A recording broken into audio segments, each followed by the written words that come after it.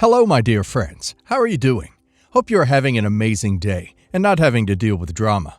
Ready for new stories I have for you today? Let's go to the first one.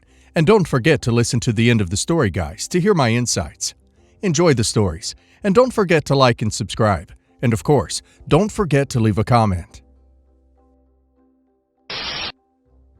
I honestly can't believe I'm writing this, but here we are.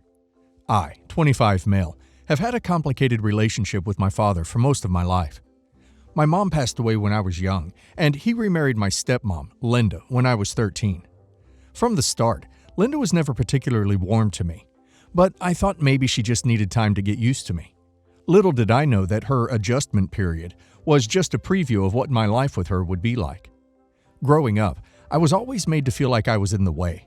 I'd get comments about being too loud or too messy, and there were endless rules about where I could go in the house and how I should behave. My father never really intervened or stood up for me. It was clear that keeping Linda happy was his priority, even if it meant letting her treat me like an inconvenience in my own home. It hurt, but I learned to stay out of their way to keep the peace. Things took a major turn about 6 years ago when Linda found out she was pregnant. At first, I was genuinely happy for them. I thought maybe a new baby would bring some positivity into our family, and who knows, maybe it would help me feel more like I belonged. But as soon as Linda's pregnancy was confirmed, she started making it clear that she didn't want me around anymore. She'd complain about my bad influence, implying that I'd somehow be a threat to the baby. I was completely blindsided. A few months later, when the baby was born, Linda told my dad outright that she didn't want me in the house. She said I was too disruptive and that she wanted her new child raised in a perfect, peaceful environment, which apparently didn't include me. Instead of defending me, my father called me aside one day and told me I'd be moving in with my grandma. I remember him saying, "It'll just be until things settle down."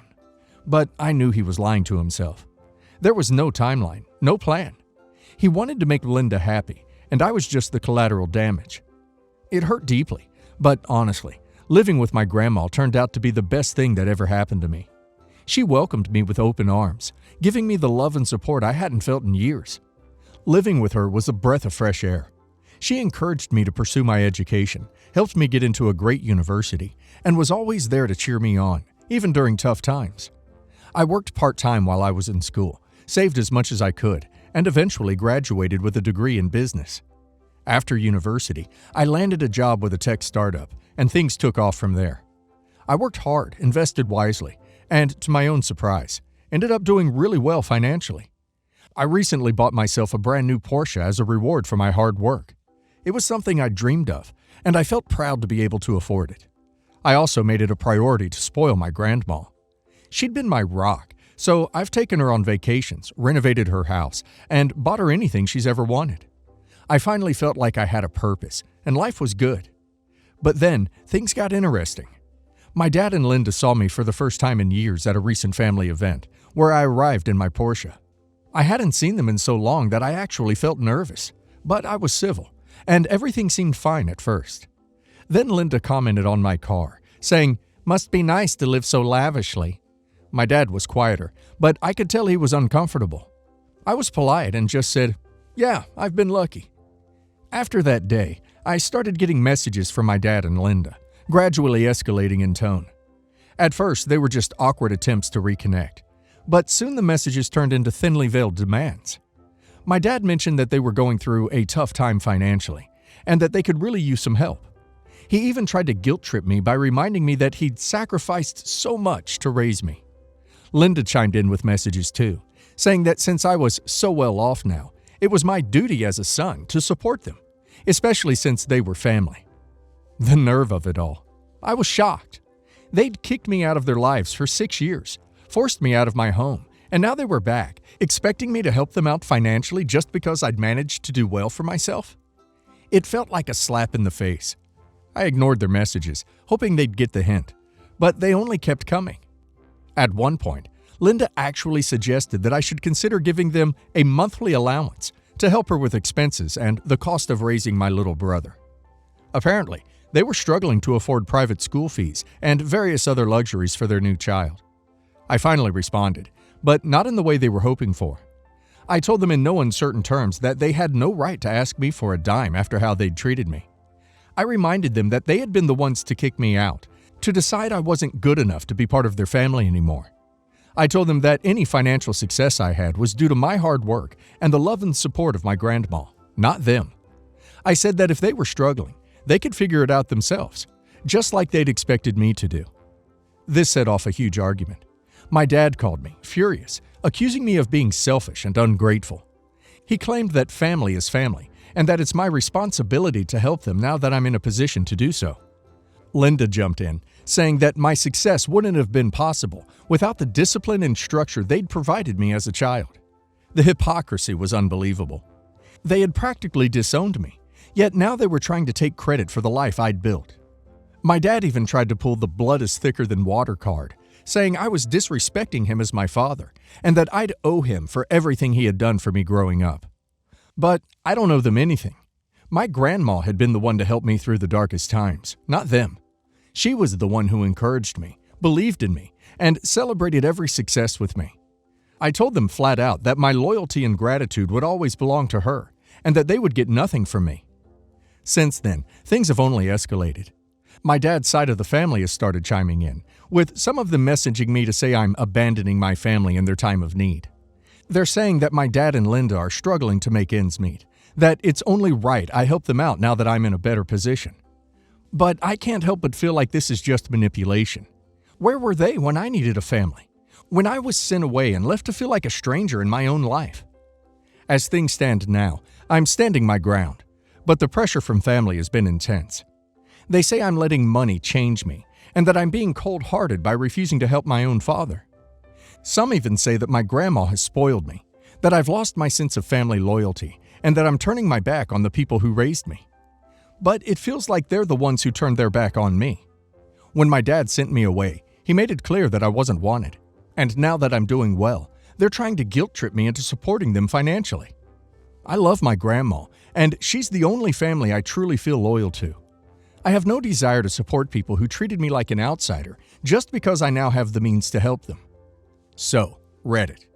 Am I the a-hole for refusing to help my dad and stepmom financially after they sent me away to live with my grandma because my stepmom didn't want me around her new baby? OP is absolutely right to feel the way he does. They sent OP away and treated him like an inconvenience, and now they want his help? That's just hypocritical. OP owes them nothing. They chose to make OP feel unwelcome, and they don't get to demand support now that OP is successful. And now let's hear the community's opinion. Not the a-hole. The audacity of your dad and stepmom is honestly shocking. Family is supposed to be there for each other, but they weren't there for you. You made a life for yourself without them, and now they're only coming back because you have money. You did the right thing by standing your ground. Definitely not the a-hole. They only see you as a source of income now. They can't throw you out and expect you to be there for them just because it's convenient. Your grandma is the one who deserves your love and loyalty. She was there when they weren't. Don't let anyone make you feel guilty for putting her first. Not the a-hole. It's mind-blowing that they're suddenly so interested in you now that you're financially stable. They chose to send you away. They made their bed, and now they have to lie in it. If anyone deserves your support, it's your grandma, the only person who's been there for you unconditionally. Update. Since my initial post, the situation has escalated a bit. My dad's been reaching out more aggressively, leaving messages and trying to show up at my grandma's house unannounced. My grandma, bless her heart, has been fully on my side. She told him in no uncertain terms that he was not welcome to harass me, and that if he kept it up, she'd consider taking legal steps to protect me. She's my rock, and having her stand by me has been invaluable. Eventually, my dad's attempts at guilt-tripping turned into threats. He left a voicemail saying that I owed him, and that if I didn't help him, he'd make sure everyone knew how ungrateful I was. He went on about how I was disrespecting him and Linda by hoarding my wealth. It was both laughable and sad, honestly. The man who sent me away to keep his wife happy was now trying to shame me into funding their lifestyle. After a lot of thought, I decided to go no contact. I blocked my dad and Linda on everything, and I've let my extended family know that I'm cutting off communication with them.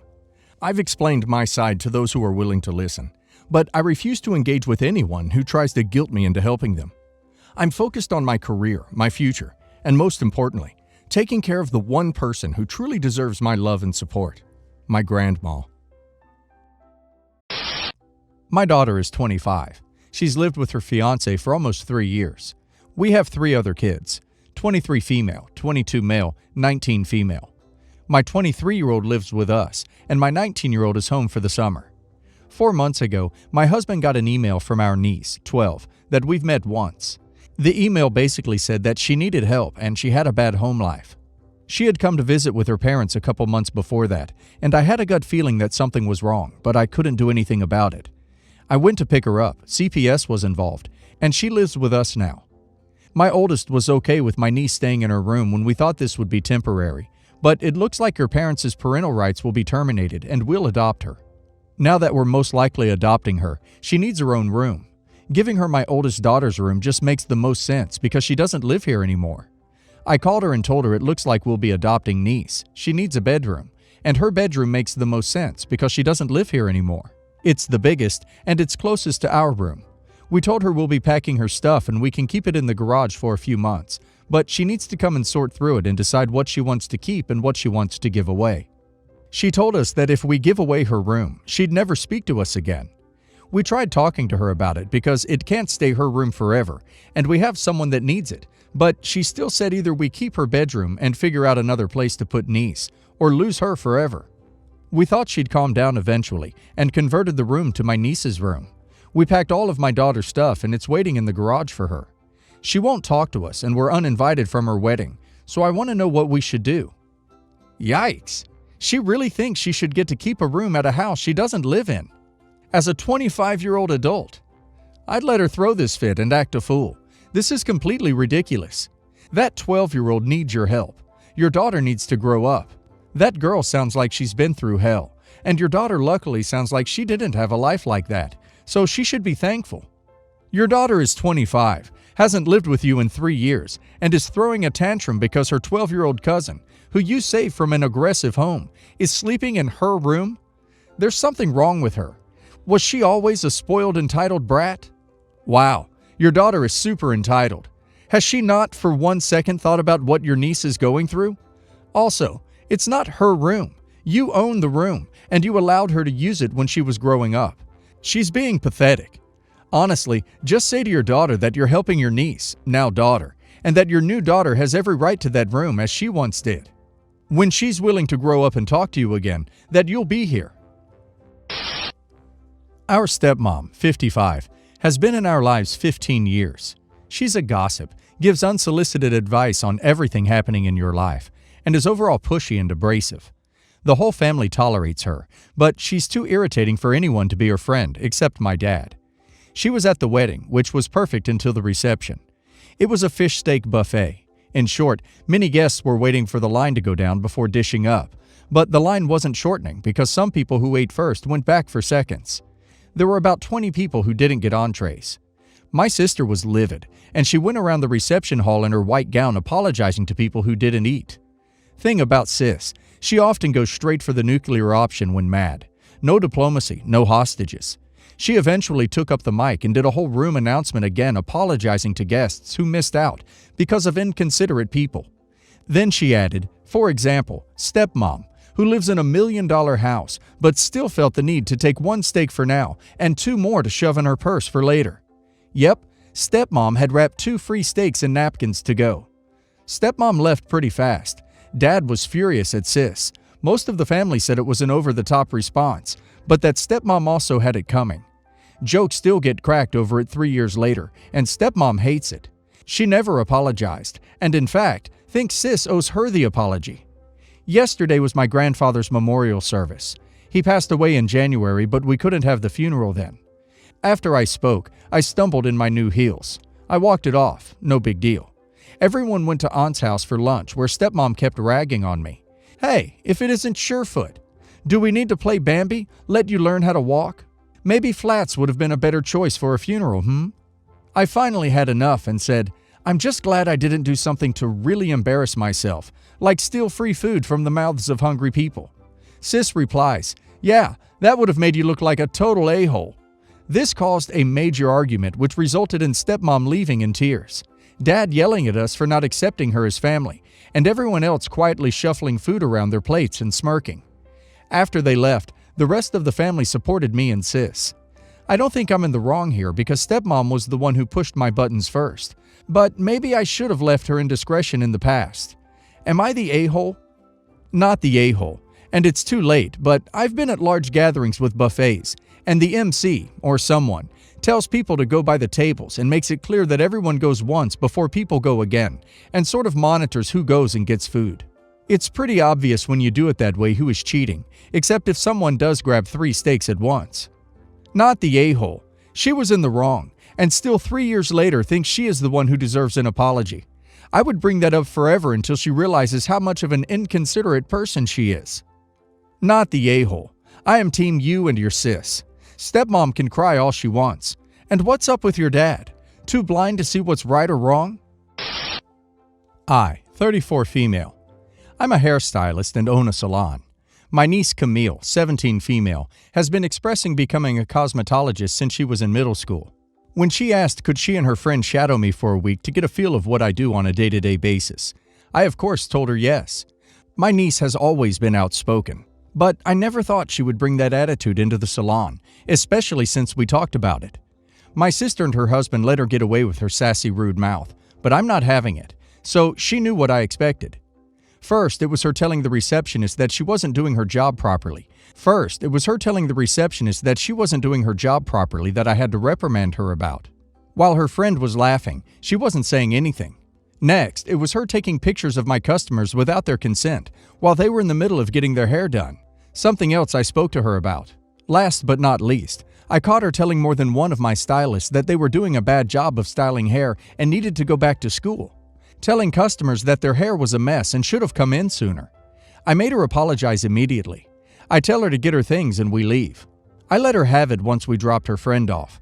I told her that she knew better and that her attitude wouldn't get far in this business. How disappointed and angry I am with her that she acted this way. That she couldn't come back to my salon until I say so. I asked what she was thinking. She said she was just speaking her mind. I told her no, that she was being rude and disrespectful.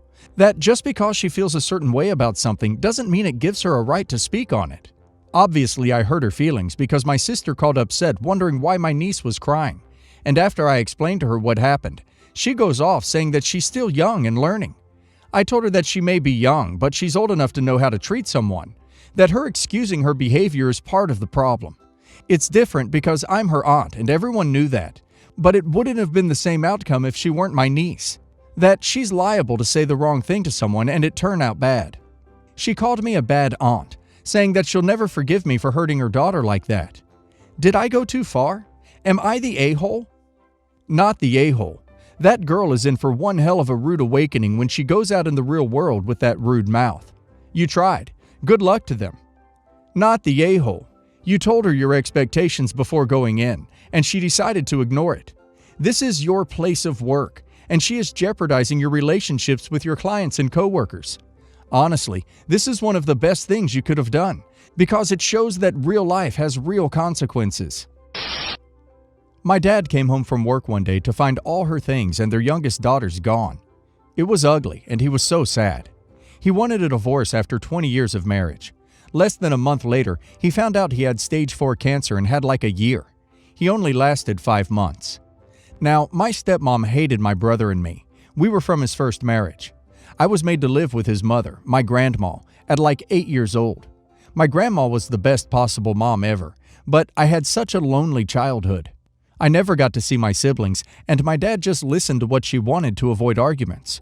She had my brother put in jail for some BS charges she made up at age 14. She kept us as far away as possible, but that changed when I turned 18 and finally got my license. Me and my dad saw or talked to each other every day. My brother got out when he was 21 and came to live with me at Grandma's. He had an excellent relationship with him also. Stepmom had started the process of divorce with the courts, but put it on hold when she found out he was sick and dying. The oldest of their 2 girls still lived with my dad, but she was no help at all. He called me crying one day because his house was trashed and there was dog crap everywhere. My sister said it would be good exercise for him to clean it up. He could barely get out of bed, let alone clean up after her dog. So I went over to clean, and my stepmom found out I was there. She came and literally dragged me out of the house, pissed I was there helping. I wanted to punch her so bad, but my brother stopped me. So I just started to walk home. My dad picked me up on the side of the road and we spent the rest of the day together. When he went to the hospital the last time, both my sister and stepmom kept telling the doctors to pump him full of pain meds. He ended up ODing and died. A mercy killing. He didn't want to die. I'm so glad I was there. I held his hand the whole time. It's like he waited till my stepmom left to go grab a sandwich. Somehow he knew she was gone and he could finally get some relief. When it came time to do the funeral stuff, she said she was too poor to do anything but cremation, and his birthday party we had planned in 4 days would be the only kind of service or call hours. When her dad died almost a year later, she had everything for him, including a church choir. I ended up paying for most of it, and honestly, it was a great send-off. He would have loved it. She told everyone he had no will or life insurance policy, and we believed her. So dumb. I didn't know it was all public records, and nobody really tried to find out. She let the house foreclose, and me and my brother got to pick through the leftovers to find things of his we wanted. My brother was supposed to get all of his tools, but most were gone or sold off. I had given my dad my old car, and she sold it, and when I told her I wanted the money, it was a big fight, but she eventually gave me less than half of what she got, but it was something. Now, 5 years later, we find out about the will. It was dated 2012. He claims to have only had their 2 kids. She gets it all. Me and my brother don't exist. She was the executor of the will, and her cousin were the seconds. There is no kind of letterhead or lawyer listed on it, and every initial of his in the margins are different. Also, no initials on the first or last page. It's clearly not his signature. On the next of kin file online, my brother and me are listed as locations unknown. We live a mile away.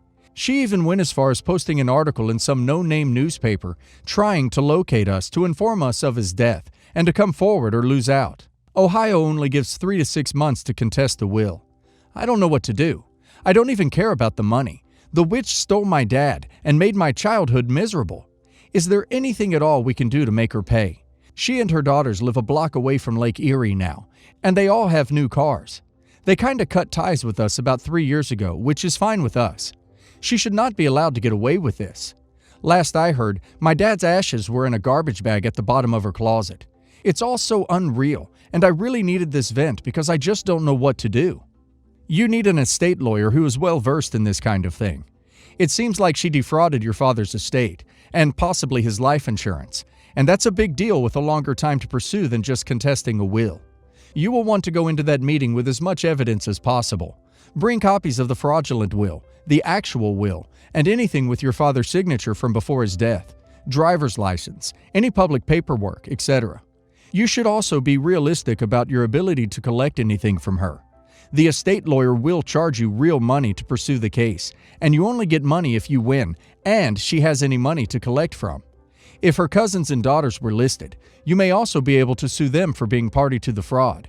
But regardless, you can't receive money they don't have. If she committed insurance fraud, you will want to contact the Financial Crimes Department of your local police ASAP. The lawyer may advise that for the estate fraud anyway. Insurance fraud carries a possible penalty of 6 months to 5 years jail time in Ohio, depending on the amount defrauded. Life insurance typically isn't a small amount. My ex-girlfriend and I were together for almost 3 years. She always dreamed of taking a vacation to a country she loves. So for our 3-year anniversary, I wanted to surprise her with this vacation. But she ended up breaking up with me about 2 months before the trip because, according to her, we weren't working out anymore as a couple. It was really hard for me, but there was nothing else to do other than respect her decision. So I accepted the breakup and moved on with my life. At the end, the breakup was pretty amicable, but I still paid for the trip I was planning to take with her. My first plan was to get it refunded, but I would lose almost half of what I paid for because most of the planned activities weren't refundable. About a month after the breakup, I reconnected with an old friend with benefits, and we hit it off. We started talking more frequently and started spending more time together, but kept everything very casual. I was still stuck with the trip I booked, and instead of losing half of my money, I decided to ask my friend if she wanted to take this trip with me, and she agreed. We ended up taking the trip, and we had a great time. I didn't really tell anybody or post anything about the trip online. My friend did put a few things on her social media, and my ex found out that I took the trip with my friend. When we returned from the trip, I got a call from my ex-girlfriend saying that I hurt her feelings for doing something she always wanted with another woman, and we could have taken the trip as friends. I just told her that we were no longer together and that I didn't owe her this and moved on. I later on got flamed by our mutual friend for being an insensitive a-hole and for not taking her feelings into consideration. I feel like this is a lot of unnecessary drama for no reason. I don't want these friendships of the past few years to break because of my breakup. What is the best way to deal with the situation here? Take me on a trip that you paid for, as friends after I dumped you, is wild. That's indeed a lot of unnecessary drama, true. She can't expect you to take her to such a vacation as friends when she broke up with you. That would make a mess out of your coping process of the breakup. It was good you didn't post too much about it online. That was a nice approach to avoid drama. Even though your friend did, so your ex found out. Crap happens. She can't blame you for not taking her on that vacation. You don't owe her this.